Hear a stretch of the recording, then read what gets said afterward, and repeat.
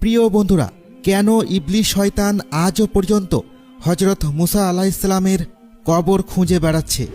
ইবলিস শয়তান যদি মুসা নবীর কবর খুঁজে পায় তাহলে কি হবে?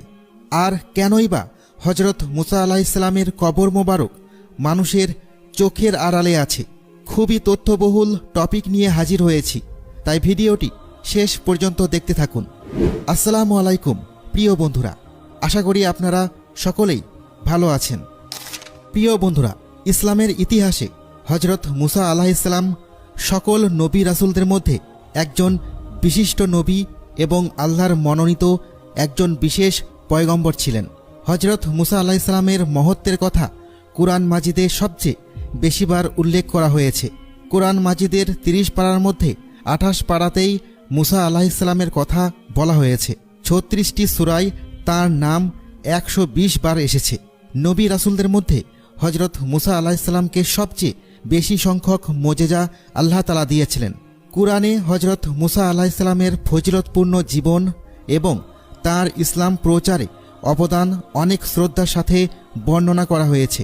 কিন্তু খ্রিস্টানদের ধর্মীয় কিতাব বাইবেলে কিছু আয়াতে হজরত মুসা আলাইহিসসালামের ব্যাপারে একেবারে ভিন্ন কথা উল্লেখ করা হয়েছে।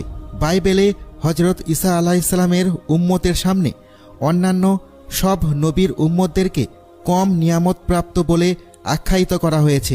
বাইবেলে ভাগ্য নির্ধারণ সম্পর্কিত আয়াতে এই কথা উল্লেখ আছে যে হজরত মুসা আলাইহিসসালাম তার উম্মতদেরকে মিশর থেকে বের করে অনেক বড় ভুল করেছিলেন, যে অপরাধের কারণে আল্লাহ তাআলা তাকে শাস্তি দিয়েছিলেন।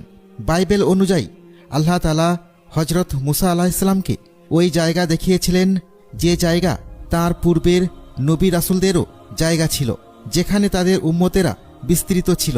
আল্লাহ তাআলা হজরত মুসা আলাইহিসসালামকে ওই স্থান দূর থেকে দেখিয়েছিলেন এবং তাকে কখনো সেই স্থানে যেতে নিষেধ করেছিলেন। ধারণা করা হয় বাইতুল মুকাদ্দাসে মুসা আলাইহিসসালামের মৃত্যু হয়, কিন্তু তার কবর কোথায় তা আজও জানা যায়নি। খ্রিস্টান মাজাবের ইলমে কিতাবে উল্লেখ করা হয়েছে যে শয়তান হজরত মুসা আলাইহিসসালামের কবর এখনও খুঁজছে। এটি আসলে বাইবেলের নিউ টেস্টামেন্টের কিতাব, যা মূলত এই তথ্যের উপর প্রতিষ্ঠিত।